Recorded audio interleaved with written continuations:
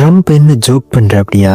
கிரீன்லாண்டை வாங்க போறேன்னு எப்படி ஒரு கண்ட்ரி இன்னொரு கண்ட்ரியை வாங்க முடியும்?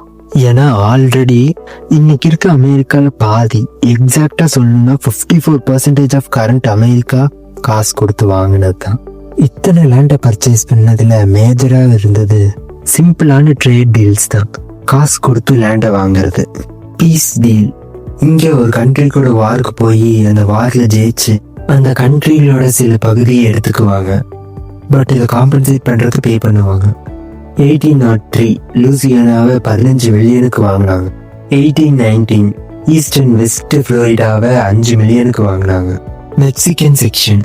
இது எதோட ரிசல்ட்னா அமெரிக்கா வார்ல ஜெயிச்சங்காட்டிக்கு இந்த லேண்ட் பர்ச்சேஸ் நடந்துச்சு. இதை காம்பன்சேட் பண்றதுக்கு வேண்டி அமெரிக்கா 15 மில்லியன் பே பண்ணாங்க. அடுத்த பெரிய டீல் ரஷ்யா கிட்ட இருந்து அலஸ்காவை 7.2 மில்லியனுக்கு. இன்னைக்கு வரைக்கும் ரஷ்யா ஃபீல் பண்ணுது ஏன்டா அலஸ்காவை வித்தோன்னு. வெறும் 7.2 மில்லியனுக்கு வித்தாங்க. ஆனா இன்னைக்கு அதோட ஒர்த் 500 பில்லியன்.